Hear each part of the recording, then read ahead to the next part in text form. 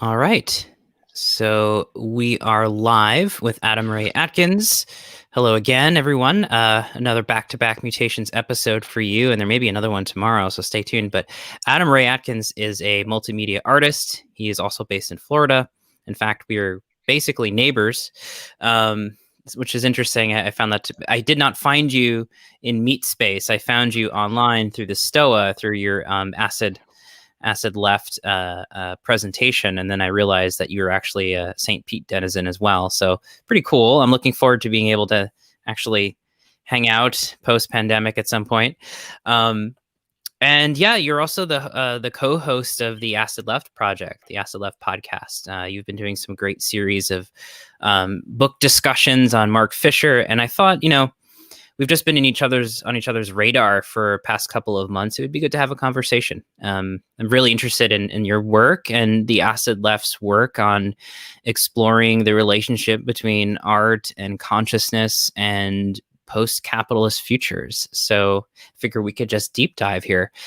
So welcome to the show, Adam. Thank you. I think it's wonderful that we live in the same city and met online. It's so weird because we don't live in a big city either. It's not like New York where, that's understandable. Sure. It's something very unique. It only could happen now. Yeah, only now. I mean, the funny thing is we may have been able to meet at like a coffee house or something if there was no pandemic, but it just we ended up meeting in the best way, right? In the context of the Stoa community. A number of other leftists have been on there, like the late Michael Brooks. A few other folks who post through Zero Books have been through there, so they've been open to that kind of content. And so I was pleasantly surprised to see your work, and then doubly surprised to see that you were also a St. Petersburgian. So yeah, I mean, I've been thinking about where we can get started with this, and maybe we could get started just talking a little bit about how you got involved with the Acid Left project, how that kind of got started, and what you see its role is, right, in helping to propagate creativity, meme work, art for a post-capitalist future, right? Like, what is the role of kind of creating a media project like that? Sure. So the Acid Left really grew organically. It started with the conversations between Mike Watson and myself. We were talking on, Facebook forums and stuff like that, and he put out a video for a song that I had made. And then from there, we started working more and more together. We started talking with Terry Tapp, who's another author and artist. And then from those live stream sessions that we were doing, we kind of birthed the Acid Left. And it was all kind of our the influence that we've had around other things, but also especially Mark Fisher's work and acid communism, this call for kind of reincorporating futures that have been lost, ideas that we thought the world was moving forward, and also getting out of a stodgy materialism. I still in many ways consider myself a materialist, and I believe Mike and Terry would as well. Terry's not really working that much with us anymore. He's a busy man.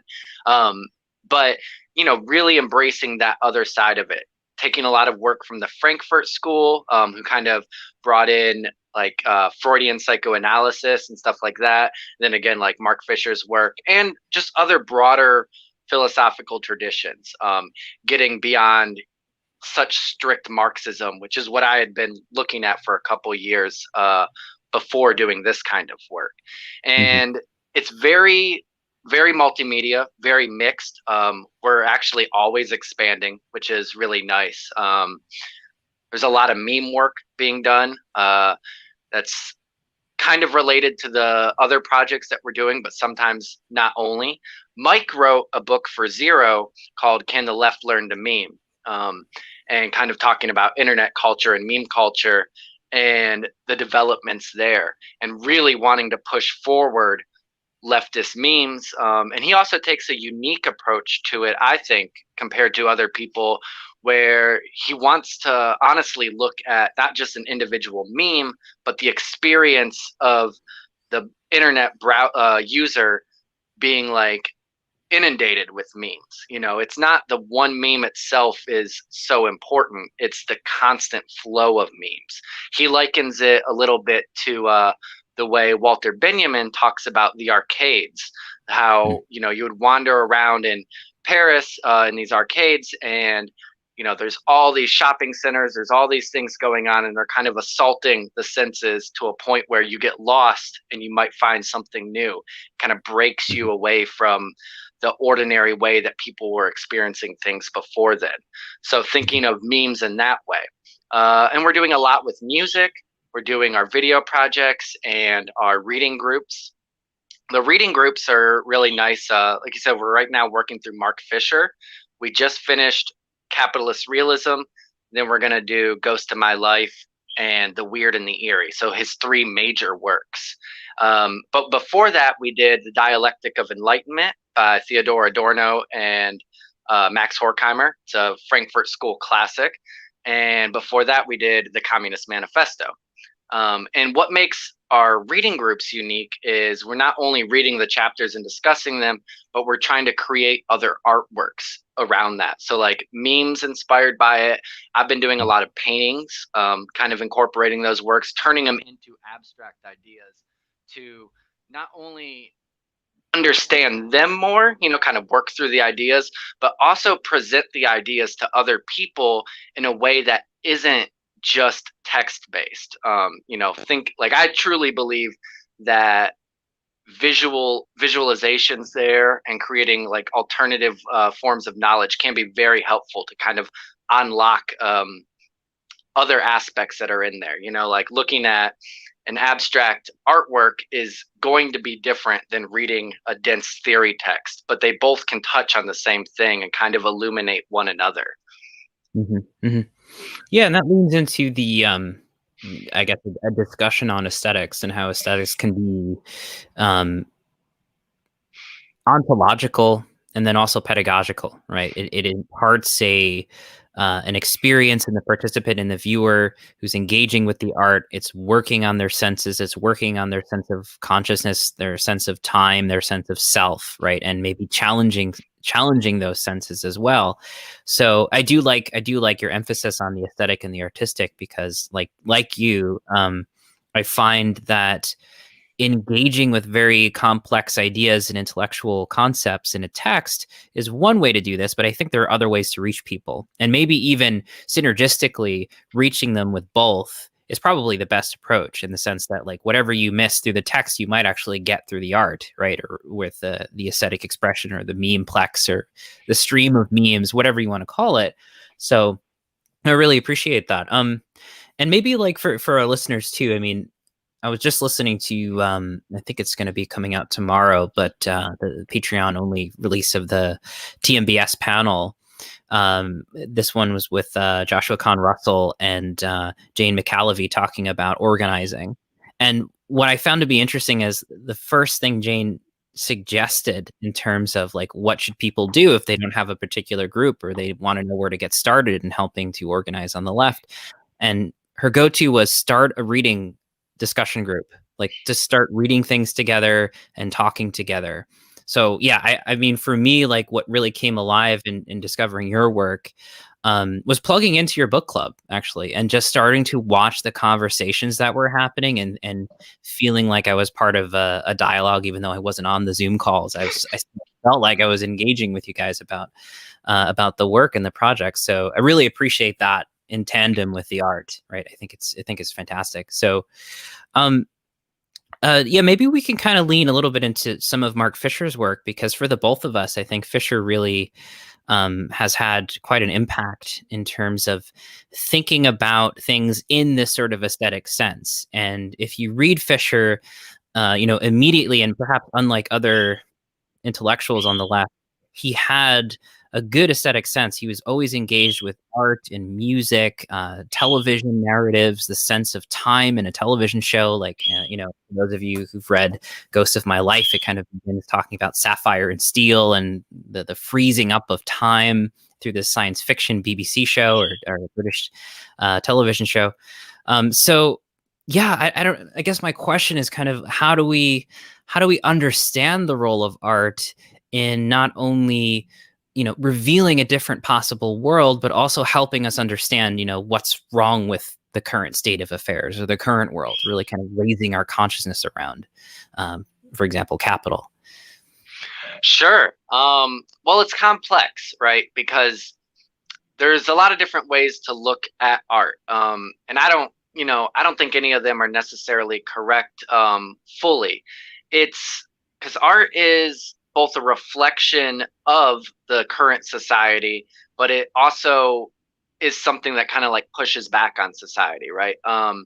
So in some ways, you can look at art and try to look for the ideological implications that it carries. You can analyze, a film, and you can look at it in what what is it saying, like what is the ideological unconscious that it's portraying to the world. And this is something Fisher talks about quite a bit, but also I think he picked it up, maybe not primarily, but also from like the works of Frederick Jameson and Slavoj Žižek, how there is ideological content there that's unbeknownst to the people creating it.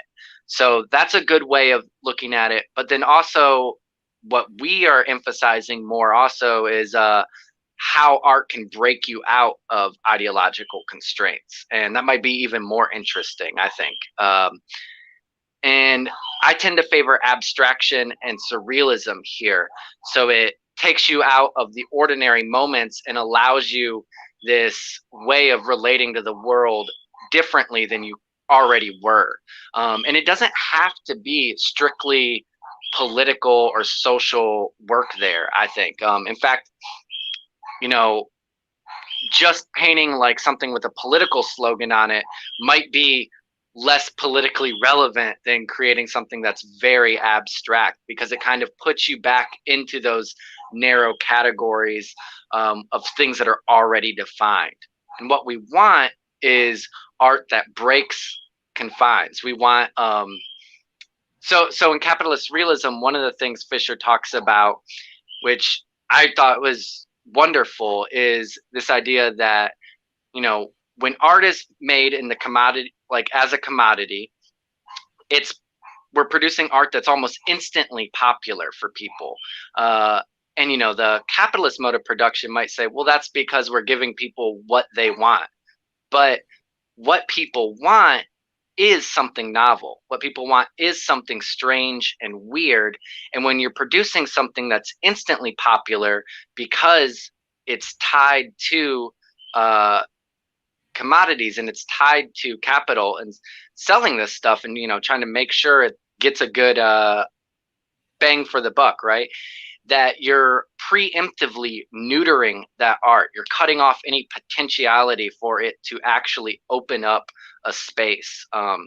So we want art to really be able to open up spaces and be weird, to be strange, and to deliver new forms of thought. But it becomes increasingly harder when art is linked more and more to what is already doing well, what is already popular. And that's where you see, like the way Fisher talks about culture being endlessly reproduced, how 21st century culture is just 20th century culture, but in high definition. And so the project is often about trying to break out of that mode and create new dystopias and new utopias. It doesn't have to be all like love and everything. It doesn't have to only give a picture of a better world that's great. You could do the same thing by still being dystopian, but give us a different dystopia, right? It doesn't have to just be the one that we can already see around us, but with greater technology. Yeah. Hyper capitalism with flying cars, right? Rather than wheeled cars. But yeah, no, I think it's interesting, and that's the kind of part that like I was rereading a little bit of capitalist realism this morning. I'm catching up for the book club, so I'm like all set for Ghosts of My Life. But yeah, I was just rereading a little bit of it, and I thought of this an interesting situation he kind of described, I think, very accurately with capitalist realism, in that there's this kind of arrest of the new, and even though everything's endlessly changing, there's still kind of nothing that is genuinely new in a kind of ontological sense, genuinely post-capitalist. Even the word, and this is something that I've talked about with friends in our different communities, talking about how to, you know, improve the world, transform culture, etc. It's still, the placeholder is still post-capitalist. But what does it mean to be post-capitalist? It's like it's a bookmark for the future that we can't quite imagine, right? And it's this sort of tension of not quite being able to imagine a future that's genuinely new and different that I really locked in with Fisher about. But yeah, I think part of the answer to this, though, as you're talking about, is that a lot of this has to do with sort of reclaiming the subjectivity of, let's say, consciousness experiences, psychedelic states. And here I am kind of positioning us for a discussion on the acid left and why acid left, and what does the consciousness dimension have to do with really kind of breaking into the new. Yeah. Yeah. So, I mean, so acid means a lot of different things, or at least this is the way I'm reading Fisher. It does, of course, refer to acid as in like LSD, kind of reclaiming the futures that the hippies kind of hinted towards but never realized. You know, this is something we have to remember, is that the hippies grew up to be like the CEO of Whole Foods and, you know, Silicon Valley tech giants and stuff. In many ways, this desire to unleash the libidinal energies that they wanted brought about just a smarter capitalism that's still causing many problems. The problems might be a little bit different now, but they're, you know, it's not the utopia that the hippies quite imagined at all. And not to get too much into that, but you can see that in other realms too, like sexual liberation, coming to new codes of conduct that also stifle in a way that don't feel quite authentic. So there is that aspect of acid. And there's also the aspect of like corrosion, of deterritorialization, you know, kind of taking back this subversive element that was there, because subversive elements get reterritorialized by capital. You know, what was a protest movement very quickly becomes just another way to celebrate the market. And you can look at this with like LGBTQ stuff, you know, in the 70s and 80s. These rallies are highly critical. They read philosophy, they read theory, they explore new ways of life. And then by the mid 2000s or even earlier, you know, they're sponsored by large companies and become almost like a brand identity rather than a truly subversive identity. And you see that with all sorts of stuff. You know, Fisher talks a lot about with music, with Kurt Cobain, with hip hop, these taking these subversive elements like punk rock and street culture and kind of selling them back to the public, but with all of their radicality removed. So we want to re-embrace that and take those steps even further. And that's where consciousness comes in. You know, like I think there's a lot of good work about consciousness raising, about, you know, different forms of knowledge, about bodily knowledge, about spirituality and rituals, from old to new. Yet the most popular form of spirituality is something like mindfulness, which kind of just teaches you to reinforce the larger systems, to fix yourself to perform for capital. You know, you went from meditation being used, and meditation's great. I'm not trying to knock these things, you know, but recognize the way that they are misused or, you know, kind of don't reach their full potential.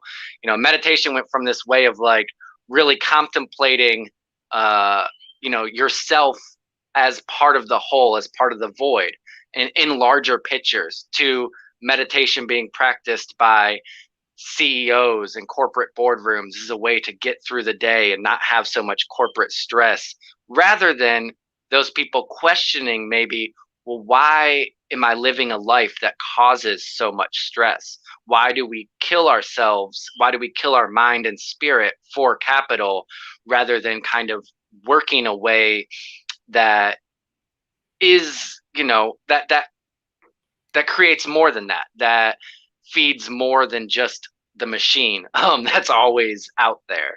So yeah, so those are the two main elements of acid there in acid left or acid communism.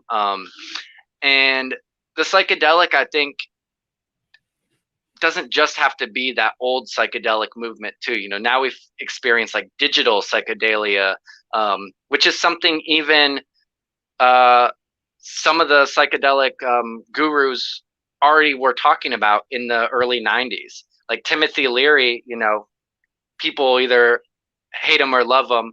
But regardless of that, he did go from talking about LSD to talking about the internet. He was an early adapter of saying, hey, the internet's going to change our consciousness. He thought it was for the very good, and I think it could be, but now we've seen how it can change our consciousness to the very bad, with filter bubbles, with that we're all kind of our ideas are being reinforced to ourselves, we're not being challenged, and with algorithms that lead us down rabbit holes. And we're seeing this play out in the world right now as it comes fully back into itself, where rabbit holes have led people with mild conservative leanings or mild spiritual leanings into deeper and deeper confirmation of far right occult spiritual practices, with like QAnon and other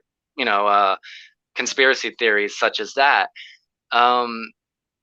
and also the way we process time in the neutral way. I think it's negative, but it's not as negative outright as something like the your ideas being funneled into further and further extremes. So we live in a way like moments. The present is shorter and shorter, and that's because of internet technology. It's because of the way that we process information constantly. People 100 years ago might have thought of the present as decades long. The now lasts for quite a while, whereas today now lasts a couple days at the very most. You're and that's even actually being optimistic. I think sometimes it's like what happens in the morning by the end of the evening seems like old news, and you can't even think about it and put it into a context where you really mean something, where you're able to situate yourself in the larger time frame, which helps situating yourself in a community. So as we become more and more individualized through internet interaction, we are our present is becoming shorter and shorter. So it's not good on either end there. No. And this is like a very interesting way to dovetail into a few other discussions that are going to be happening at Mutations. Like we're going to be having Andrew McLuhan on, who's the grandson of Marshall McLuhan, at some point in January, maybe early February. But yeah, the kind of intensification that a particular medium like the internet has as a psychoactive technology is deeply underappreciated. Whenever we unleash a new communication medium and basically inhabit it as an environment, we're doing something really radical and drastic and potentially dramatic in terms of changing culture and the unforeseen repercussions like we've just been discussing in terms of media bubbles and QAnon and what do you call it?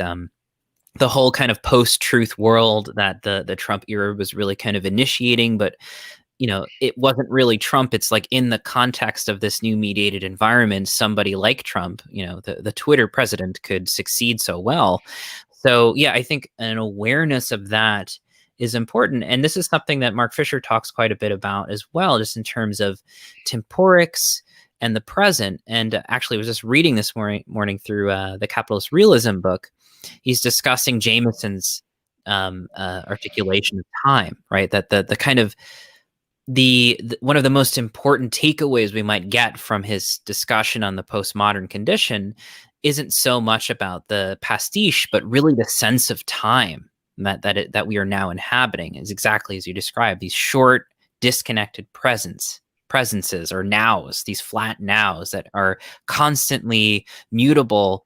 And as soon as tomorrow happens, then new things are going on. Yesterday's events with a capital E are completely forgotten, right? And we go through this, as you're saying, in a single day sometimes with the news that is happening. So yeah, I think having a consciousness of this time seems to be really important and potentially liberatory, just in terms of, or liberational in terms of, well, can there be a new time? Can there be a new way to inhabit time? And that's sort of what I've really been interested in exploring with you. Yeah, and that's the hard thing to imagine. Is can there be a new way of inhabiting time? Because it seems like it's becoming harder and harder. You're like, I feel like we get caught up in these experiences of time, even when we're aware of them. You know, it's hard to actually break out of them. Like, I mean, at a very simplistic instance, we're always talking about this on the very mediums that are causing this, right? And Mm-hmm. so it's like a little bit of a fight back, but even the discussions become part of that, and it's a really hard thing to fight. Something I want to stress, though, and is that it really is related to the very social structures, right? This is not just like, oh, people are thinking differently now. It's the relation of how society is organized, the way information is sent and processed, and the way people interact that actually creates this like variations of consciousness. Um, Mm-hmm. I think uh, there's like a some critique of Fisher that it is kind of like this idealistic thing, like, oh, people just changed their minds, just changed how they see the world. But this isn't so. It really is related to the very social relations that govern individuals. So, Mm-hmm. what are different ways that we could inhabit time? Fisher speaks a little bit of the psychedelic in the psychedelic spaces and the way that they slow down time, and bring you almost to a non-time. Now, he means this, obviously, he was not a big drug user at all. And Mm-hmm. so he is careful to talk about how like the psychedelic could be a media experience, how the world experiencing reports of the war going on through mass broadcasting for the first time was a psychedelic experience for them. That shifted public consciousness and individual consciousness drastically compared to the way that they would experience the war through newsprint. And then before that, of course, just by word when soldiers come home, or when that gets back.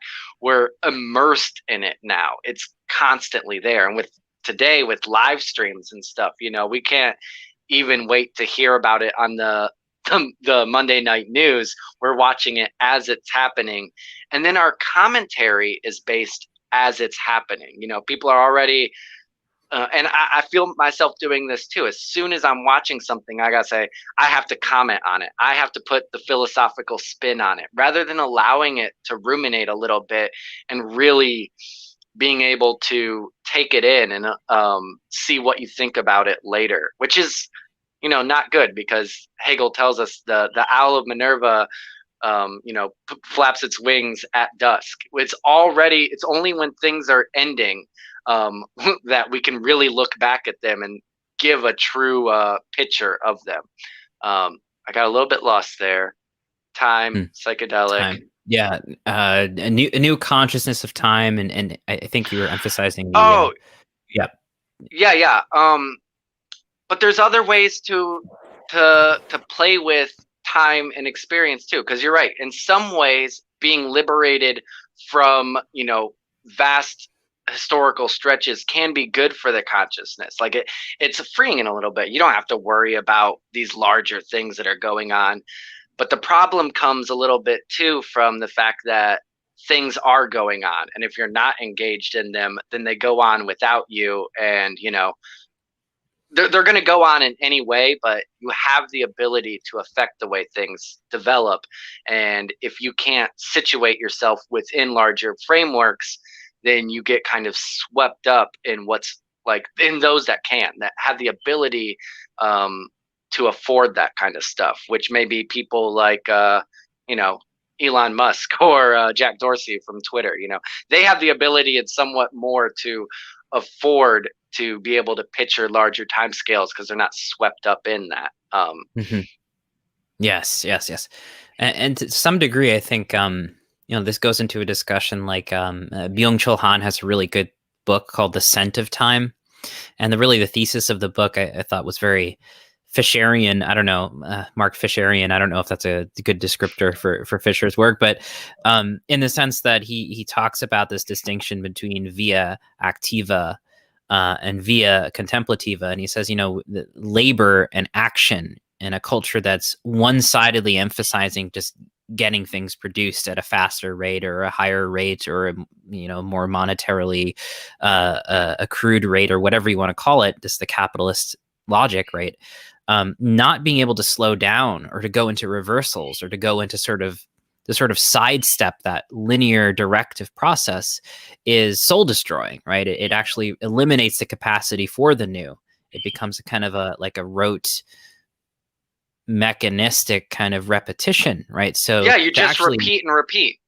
yeah, we need more next quarter. We need more next quarter. So everything just collapses on that sort of as a singularity. So he suggests, the response to that could be, or is necessarily so, this via contemplativa, which is not exactly saying like a life of aristocratic leisure, but the capacity to slow down and actually engage in more human centric and common centric kind of dialogues, growing things, Yeah.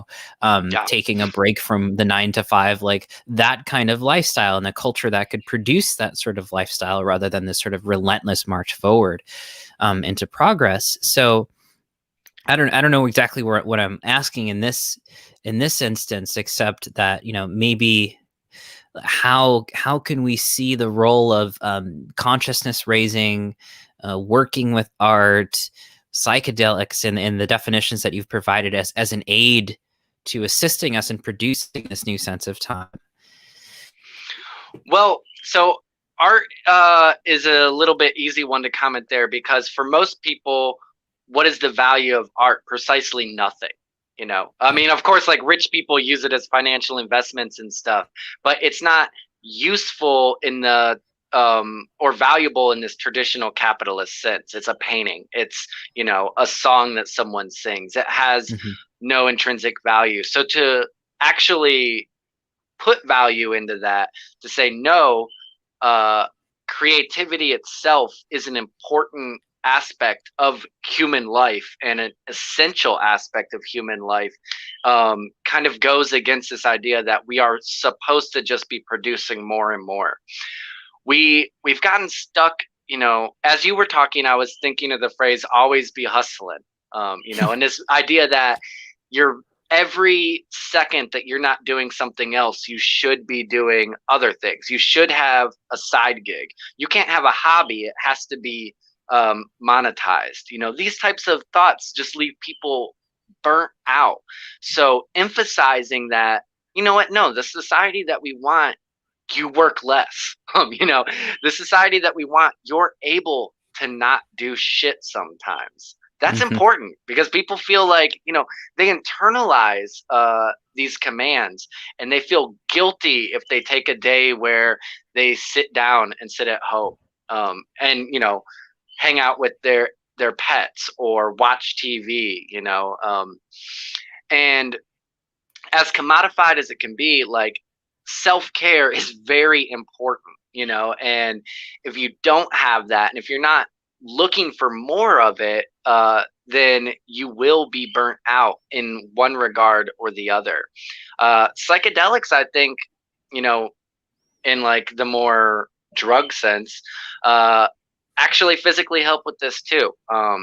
There's been lots of research that shows this, the way that it can help repair neural damage brought on by traumas that we face in our life, brought on by the stress of constantly working and trying to manage our time in some kind of way. And then also by just bringing us out, if if you were one to take psychedelic drugs, if you're in like an area where it's legal or you want to break the law, you know, you experience what classic psychedelia would call ego death, where you stop distinguishing the self from the world. And through that, it's not like you are able to fully process things in that moment, but even afterwards there's a lasting sensation and like an impression of that experience. And while you're under that, like, those 7, 8, 12 hours you're on LSD, you do not think of the world in the same way. You do not relate to yourself or to the larger systems in the same way. And while that's happening, your neural structures are being built and rebuilt. You're making new connections, and those have lasting effects on the brain. So they literally do help, and that's why they're being used for PTSD, for Hmm. trauma, for anxiety, stress, depression. There's all sorts of methods there that are being worked and experimented on. And so that was art and psychedelia. Was there another thing? I mean, that's really, a good point. I think like the subtext that I'm hearing too is not just like I saw the Acid Left share that meme about maybe we can share Marxism and leftist analysis, but we'll do it with cool vibes, or we'll do it with some aesthetics that make it a little trippy, and like maybe that'll people will receive it better, almost like the sugar that makes the medicine go down. Yeah, Although, like as much as we joke about that, I do think your point here is that no, actually, it is more valuable than that. It is actually an invaluable or unqualitative dimension that goes along with like being a full human being, and that we should value that, right? And that it doesn't have a quantifier in that sense, or at I least think it that's true. supersedes it. Hmm. I do think that's Yeah, true. But to comment on the sugar that makes the medicine go down, a little bit. yeah, yeah, Um, I do think that's an important quality too. Like, this sure. stuff should be fun. You want to win over the working class, you want to win over ordinary people. Then telling them the GDP of India or describing to them child slave labor conditions. Not that neither of those are unimportant, but that's not going to win over the average person. Hmm. They want to, you're like, especially as an introduction, if you're like, you think of like US Trotskyist or Maoist groups waving newspapers around and stuff like that, that are these dry, boring things that, like, no one wants to read that.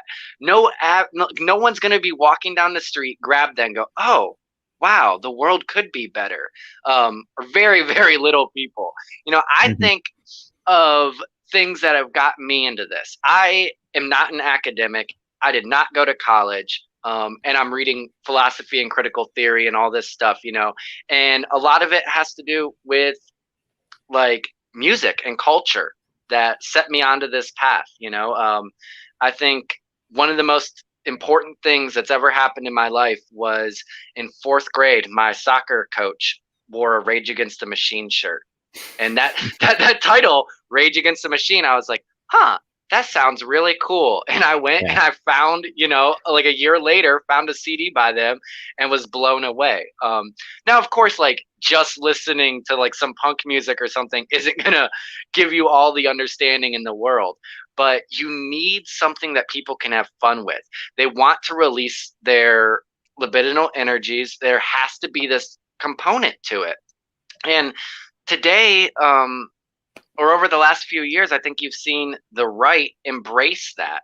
That's why you have like the adage that the left can't meme even exists, because the right wing tried to take subversiveness as its own, saying that, like, well, no, we're the subversive ones. We're having the fun. We're allowing you to get out your excess energies that society represses. Now, of course, they do that in terrible ways by saying, well, with us, you're able to joke and be misogynistic and, be racist or whatever. We want to find ways for the left to channel those energies, to rechannel them, so Hmm. that you can have fun without, turning to these modes of self and societal destruction. No, yeah, I think that's it's a very important point, and it's something I think it's a project the left is still working on at the moment in terms of I mean, we have seen like in the past 5 years, it's the whole landscape has changed from, really during the Trump era, we've had a series of protests, culminating last year and the Black Lives Matter, right, and clashes with the new right. Um, and so there's been a big discussion, and particularly in online circles, about PC culture and the kind of neoliberal wokeness and responses to that, while maintaining a sense of being aligned on the left with a sense of justice as well, right? And so how do we navigate that very tricky space? And I think you're right that like that sort of trickster energy or aesthetic of playfully working with things is probably a good throughway. And I think my question was, how, or maybe we were kind of exploring how art is essential, and then also the medicine going down appropriately is essential. It maybe reframing that too, though, right, as a sense of like, it's not just sugar making the medicine go down, it's the other part of the medicine, right? Like the sweetness is actually a part of the medicine, the taste, the flavor, the richness of experience is part of the medicine, right? Like that's the Yeah. kind of society that we want to create, one that is not pinned down by just mere extractive quantitative forces and quantitative analysis as a response to it, but revivifying the singularity of a single experience, right, or a cosmic experience or a communal one, right? We want to bring those back. And I think you're right that unfortunately in our time, the right seems to have co-opted very deficient expressions of that are still filling people's needs, right? I think Michael Brooks talked quite a bit about this, in terms of, well, okay, we can make fun of Jordan Peterson, we can critique him, we can debunk his arguments, but what is the kind of mytho-emotional aesthetic spiritual appeal that he seems to be drawing people in with, right? There's a desire and a hunger for meaningful dialogue, spiritual experience, right? A sense of purpose and individuality. Like, yeah, living in capitalist realism strips us of those things. So I think we have to be able to respond creatively and artistically to this crisis, and not just think of it as just medicine, right? Yeah. Yeah, because those things are part of humanity. Like those things are part of what it means to be a human. At least as far as we've existed so Yeah.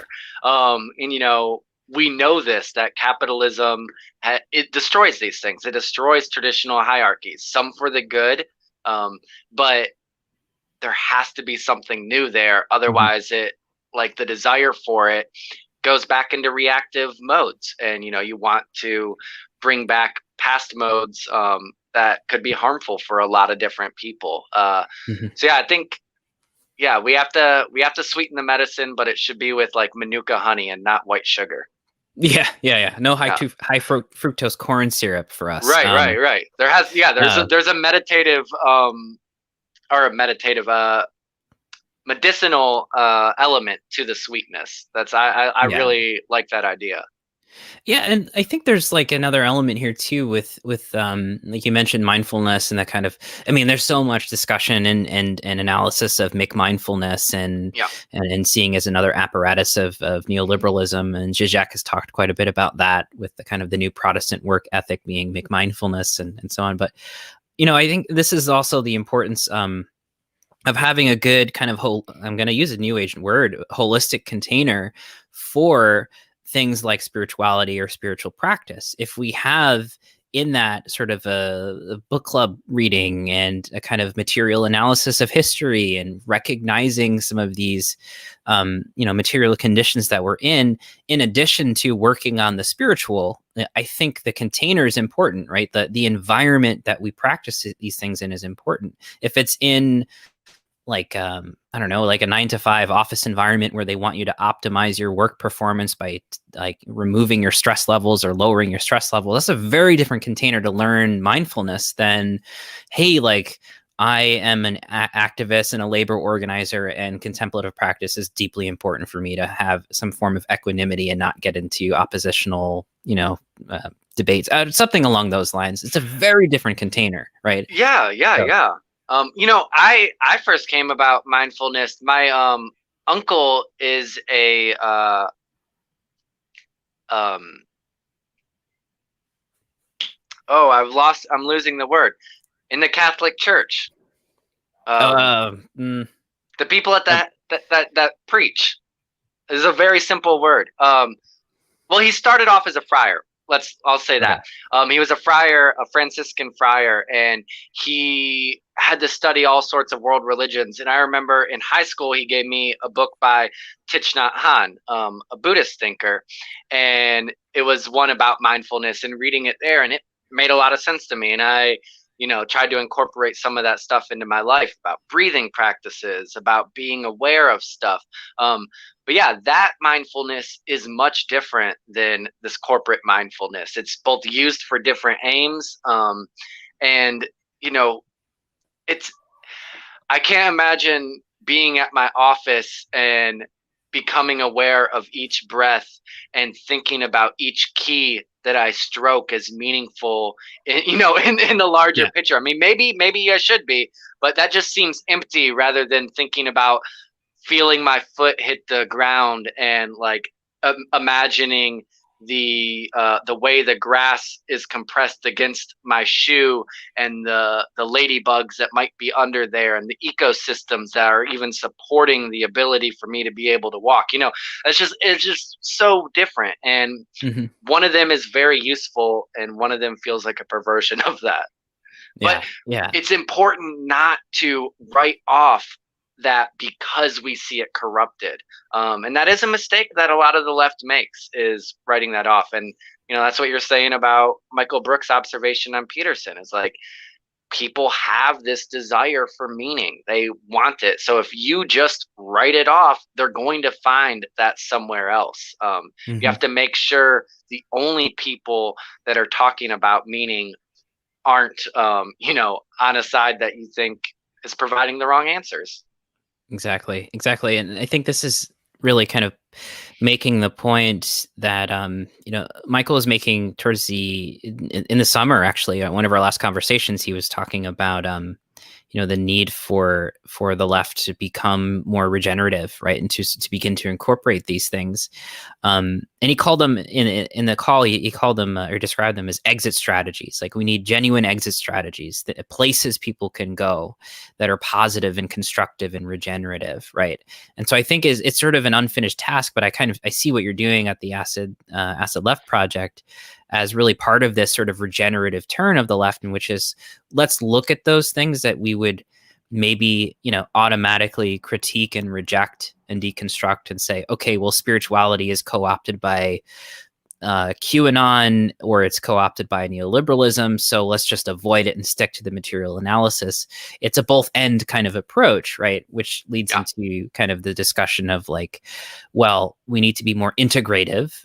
Whether or not you follow integral theory or whether or not you're looking at metamodernism, a more integrative and holistic approach that really tries to hold these things together and point out not only do they belong together at a theoretical level, it makes you a more effective activist and makes you do your work more effectively by actually addressing what's missing.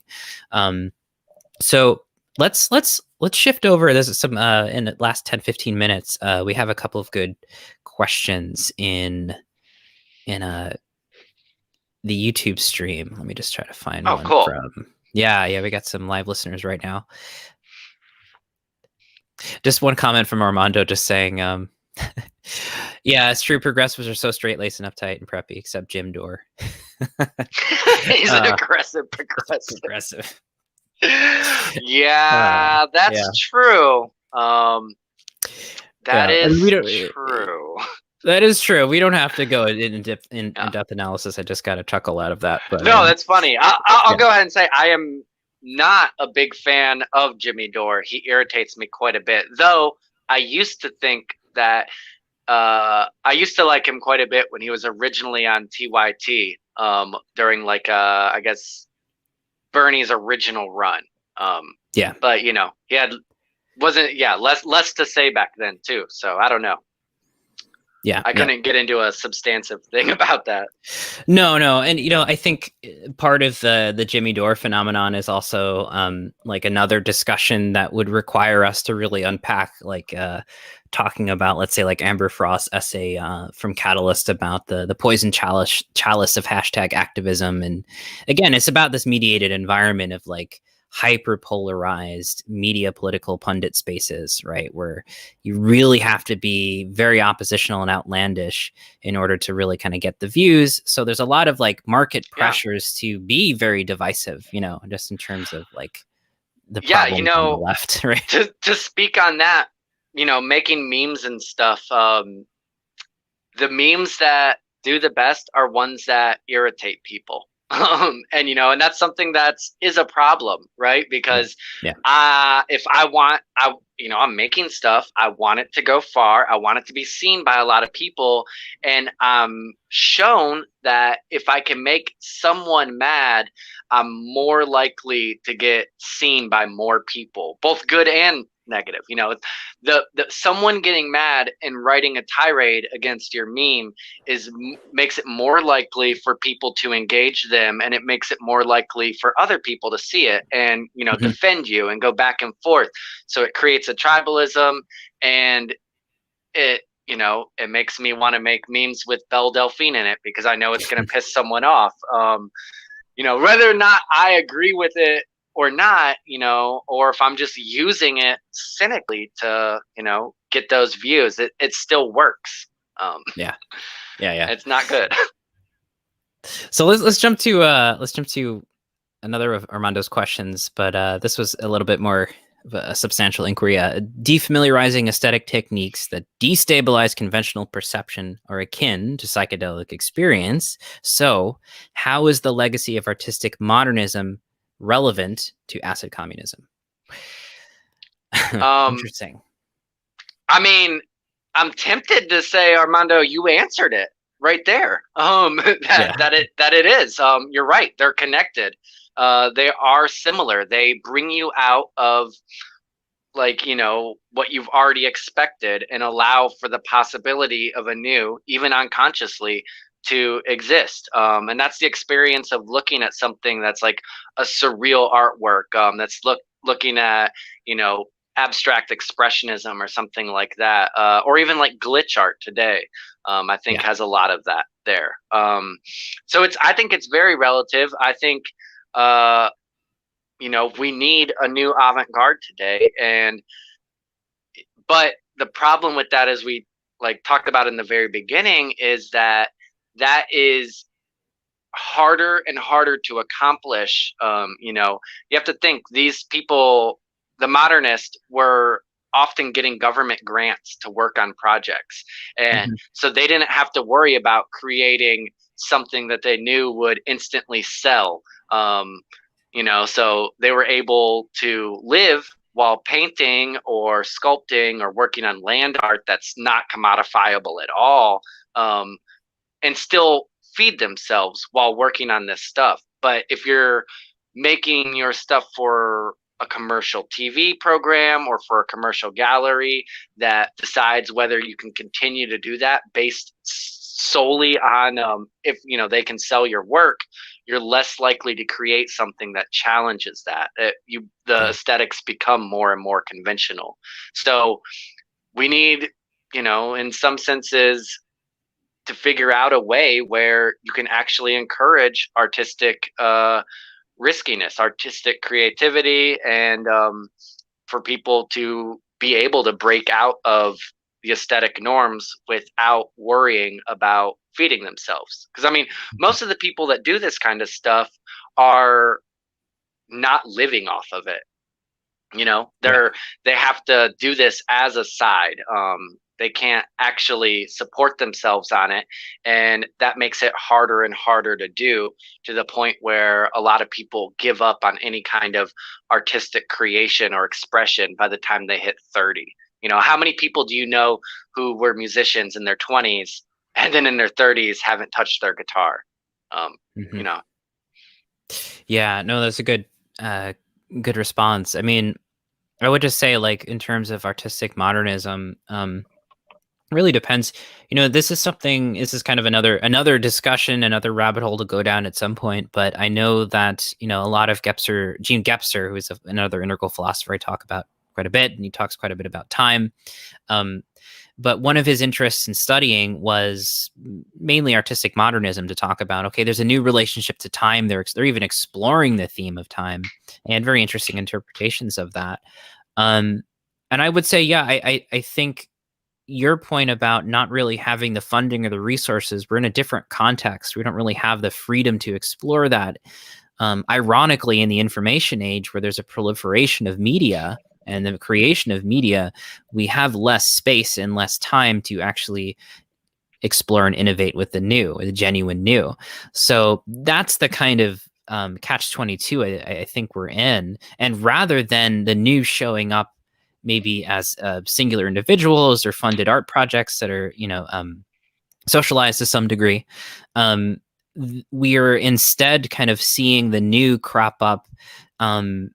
Well, I guess like what you're talking about with like glitch art and that kind of thing. I know there's a good book. I forgot the author's name at the moment. Babbling Corpse, Zero Books, kind of Oh yeah, exploring vaporwave Grafton and Tanner. yes, yeah. So it does seem to continue to show up, but as this sort of like digital folk pop art, right? It's a Right. motif rather than a particular movement necessarily, and I think it's an interesting phenomenon. Yeah. And there's certainly it's saying interesting things, and that's a very fascinating book. But yeah, I don't think we have that kind of concentration that the modernists were afforded to have, unfortunately. So Yeah. I'm Yeah. with I that same agree. dilemma. It's like, what do we do? I don't know.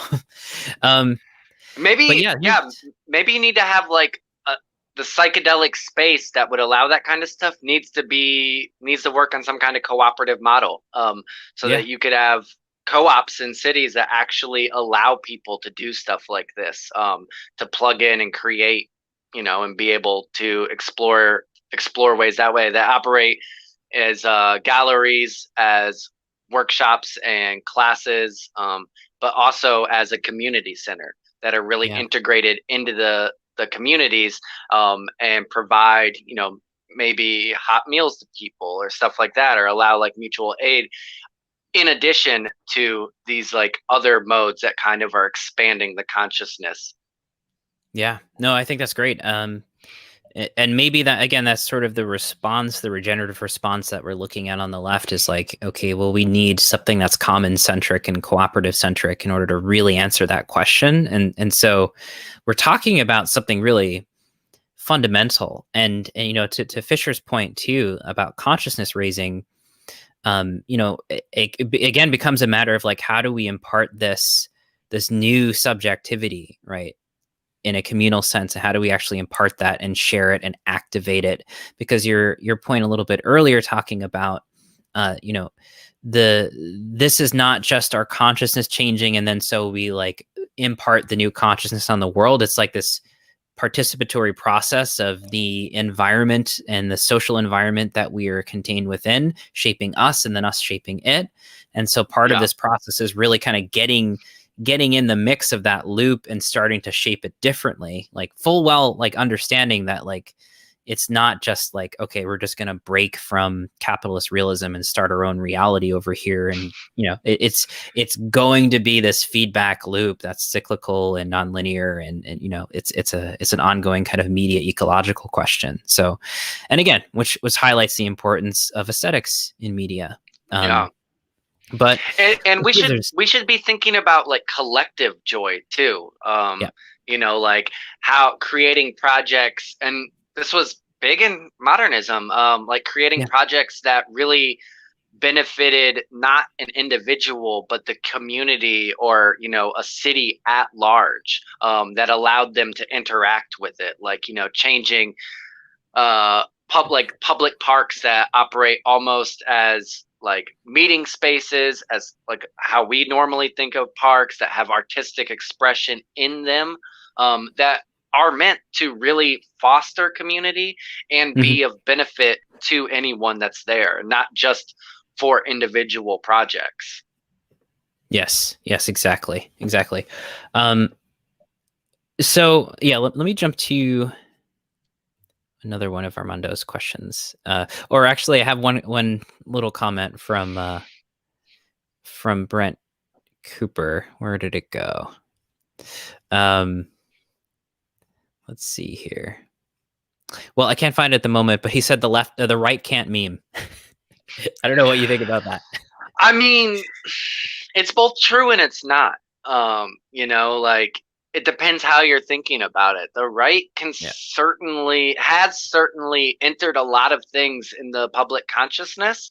Um, you know, uh, I mean, the way that they blew up the Pepe is a really Yeah, I was thinking simple about one that. that like most Mhm. people would know, right? But also the way that they were able to constantly create a new language that hid in plain sight. And we think of this as a negative thing, but like the OK sign being being taken over as like a alt right dog whistle to those that knew, so that it was easy for them to signal to one another while for a while still like easily maintaining this like level of innocence, right? Saying like, what are you Mhm. talking about? That's the OK sign. Like, what do you mean? That's a symbolism of white pride. Like, that's ridiculous, and there's all sorts of stuff like that that they do, and we need to create new languages and new symbolism. And the more I think about this, I want to say that might mean abandoning a lot of the left's sacred cows, abandoning words like communism and socialism, abandoning the hammer and the sickle. Although, I mean, I also recognize the importance of the historical tradition and like grounding yourself both in past analyses and like a revolution, the new should uh, vindicate past revolutions, so like seeing yourself in that line. But if we stick so closely to those old forms, you really don't get to create the new, and that's, I mean, that's Yeah. simple. So No, that's a good point. And Armando was saying as well, just like his description is like actually kind of talking about what we're talking about doing. A mystical experience can be part of the same constellation as art and acid and undermining conventional cognition and disrupting ideological beliefs. Yeah, and yeah, the way I make art, when I paint, when I draw, often when I write, is entering a state of altered consciousness. And I don't mean like doing drugs and then painting or whatever. The process of doing that, entering a stream of consciousness and the flow, getting in the zone, all those things, it changes the way you think, and it does open up different pathways to your thinking and creating. Mhm.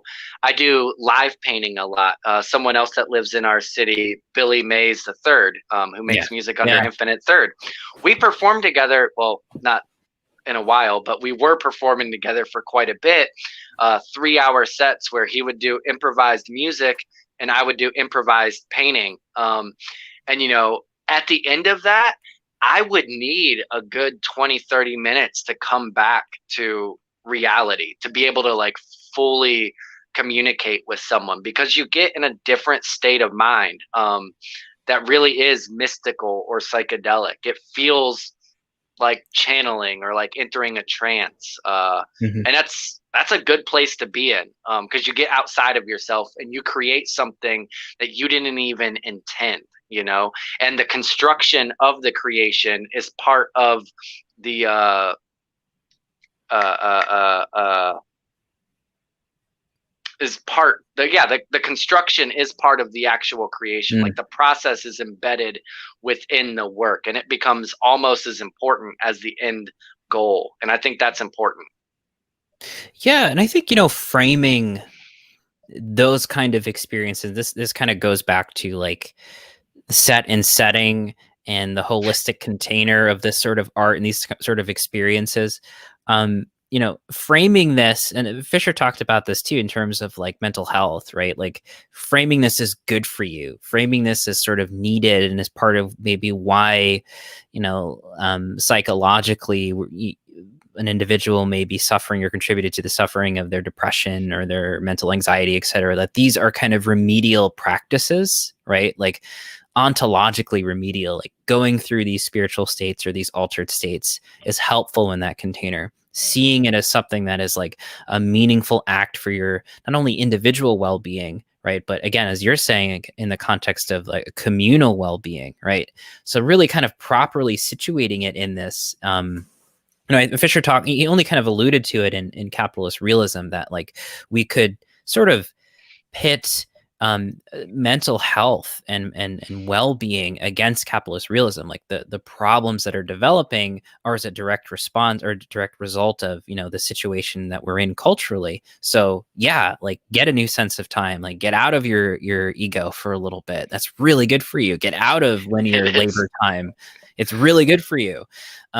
Get involved communally with others in this context. That's great that, like, you're in a situation where collectively you're engaged with others, and time isn't money in this situation, and you want to propagate those experiences and see them proliferate. So you're really kind of building and co-shaping a kind of shared future, right, together. Yeah, So yeah, yeah. I find this to be really kind of really important, and it's immediate, like maybe this is a good question too, like um for individuals who are really interested in this and are curious to learn more, like what would you recommend they start with? Like, I know you do you work on a lot of art. Should they do something creative? Should they go read Mark Fisher and join the book club? I mean, what are ways to kind of begin to do this Well, I alternative mean, way of being? yes, I always recommend people to try something creative, and not worry so much about the outcome. A Yeah. lot of the times, I try to get people to like draw with me. I'll start something and I'll hand it to them, and I'll be like, "Oh, here, you want to draw with me?" And Yeah. people's initial response, unless they had some kind of training at drawing, is like, "Oh, no, no, no, I can't draw." Like, it doesn't matter. Like if you can't draw a portrait of someone, like people, 10,000 years ago, we were scraping stuff on cave walls and creating art, and images. So it's within us. Mhm. And actually putting a line to paper or a mark on a paper, or however you're doing it, starting to write, starting to free flow stuff, is really helpful to each individual. Now, on the more theoretical side, yeah, read a Mark Fisher book or watch some of our videos. I mean, to always be plugging, like we we do this kind of stuff precisely to grant another form of understanding to people who have read the books and stuff, but also for people who aren't going to read the books. Like, I, I mean, if you really want to like speak about this stuff with like absolute authority, sure, you're going to have to be super well read, but that doesn't mean you can't have an idea of something just by engaging it in other ways. Like, yeah. So I think our reading group series are really good because they incorporate both the text and other forms, visual forms and stuff to it, and talk about it with people. If you read something, don't keep it in your head. Like, you never know what you think about something until you've talked to someone else about it, is my feeling. Yeah. And to maintain an openness, like I also, with talks like this, or even with the reading group or something that's more directed, I always feel like those conversations themselves are like a group brainstorm session.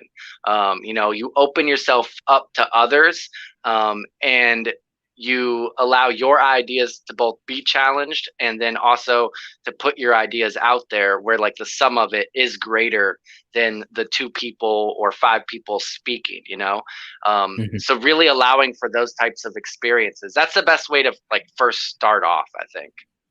Yeah, that's great. That's great. And as we wrap up, maybe you can tell people a little bit about what's happening next for you and for the Acid Left. Is there another book club happening? Let people Yeah, know how they can get involved and plug in. absolutely. So we've recently started, the Acid Left has recently started doing Twitch streams, kind of more informal stuff, to So tomorrow, yeah, tomorrow we are going to be on Twitch around noon Eastern Standard Time, and we're going to be interviewing the CEO and creator of Randonautica, which is like a phone app that takes you to a random place. And the theory behind it is that the location is generated through a random number generator, and that you set an intention while it's calculating, and that your intention is going to influence the location that you're given. So when you travel there, the interaction between your intention and what you find will create some kind of synchronicity, a meaningful coincidence. And it's a pretty fun app. I've played around on it a few times. You could find stories about it all over online. It's really interesting. So we're going to be talking to him about his app, about Carl Jung and synchronicity, and also the Situationists International and their ideas of the derive, which was like where they wandered through the city and allowed the city to kind of guide them, and by that way you could uncover the unconscious of the city itself, the psychogeographic terrain. So that's on twitch.tv/The Acid Left. We have other videos up there. You can find us on YouTube as The Acid Left, Facebook and Instagram, The Acid Left. So yeah, plug into any of those. And our next reading group will be Ghost of My Life. We're doing private sessions and public sessions for all of these because there's been such an interest. We couldn't possibly be as detailed as we'd like to be with a full public group. So we'll be publishing the first private session. There'll be 4 of us on January 22nd, I believe. And then shortly after that, after we go through a little bit more of it, there'll be public open talk. And then after Ghost of My Life, we'll go on to The Weird and the Eerie. And then we'll figure out what we do after Fisher from there. And you know, if we have time, I would love to read a couple short poems, if you don't mind. Oh yeah, that'd be great. Yeah, I wasn't sure if I should ask, but if you had, I didn't want to put you on the spot, but no, that'd be fantastic. I like reading poetry. Awesome. Yeah, because I don't have anything like of my own stuff. Oh yeah, and if you want to find my stuff, you can find me on Instagram at art.o.dirt, or on most platforms as Dirt Son of Earth. That's kind of the name I publish art under. And I'll read a few poems that I wrote. I'll try to keep these short ones. This one, and relevant. This one is called Trends Come Back in Style, but Cartilage Doesn't Have Its Own Blood Supply. Nostalgic. Window dressing. This feeling of being able to now, somehow, master old desires. By the repeating decimal of fashion. Behind a curtain, the eternal, ah shit, here we go again. Treating the catwalk as if it was the strut, but when I was a child, I couldn't imagine feeling my connective tissues and unused muscles, unable to think of what I wasn't. That's that. Thank you. This one is titled Smiling Between Terror and Ecstasy. Limit, experience in the mist, horror, proportional and exposed, therapy or foreplay, 1,000 little deaths or near deaths, or coiled smiles, stitching the fabric we now demarcate as edge, a demarcation of a certain coil stitching on our sensuous surface, a textual difference of smile and landscape, the return trip reflection on how emptying contains its own fulfillment, the reflection of containing the ability to be completely emptied, a geometric ecstasy, liturgical appreciation for the inherent depthlessness of single point perspective, previously encrusted the neon signifier, limit, edge, limit, while the real does a Mobius strip tease to a Vapor Glitch remix of Jay-Z, got 999 plateaus, but a kitsch ain't one. If you're nostalgic for dominance hierarchies, I feel bad for you, son. Thank you. Oh, that was great. And I'll read this last one. And this is called Beneficial Bacteria. We are in a constant state of unfolding and enfolding. My proteins reach an equilibrium, but does the self? What's the relation of my bio, chemistry, and consciousness? Contemplating and meditating on the monad produces a distinctive queasiness. The possibility of being God's shit ain't the easiest. Awesome, Adam. Thank Man, you. that last one really synced up with some notes I had taken this morning about our call, and that, like, what is the appropriate response to capitalist realism. And I have been recently reading a book called Gaian Systems, and it talks a lot about Lynn Margulis and homeostasis and the earth and the microbiome. So immediately went into that, and you just like Yeah. linked up the theory with this cool image, which went right into the shit. When it was great, just like flipping right back into the Thank you. decomposition. So Thank you. yeah, so You know, very you on point. speaking of the hollow biome, I think that's a beautiful understanding of things. And obviously we can't get into that because that could be another 2 hours if we start Yeah. unpacking that kind of stuff. But the hollow biome, I think there's something there, and I want to incorporate ideas and the mental capacity and consciousness into this. And I think that's done through the hollow memome. You Mm. know, like memes are alive, and they're kind of using us as we use them to, like, consciousness is there. And that's definitely part of it. And we have to recognize that. Oh, totally, totally. Well, Adam, has been awesome. We have to do this again, and maybe even go into the hollow memome I know for it's the hard to next say. round. Yeah, but it makes sense intuitively. But yeah, thank you, Adam, and thanks so much for sharing a little bit of the poetry towards the end, and just giving us a little psychoactive catalytic zap. Appreciate it. And yeah, let's do this again sometime soon. All right. Thank you very much, Jeremy. All right, take care. Peace. Peace.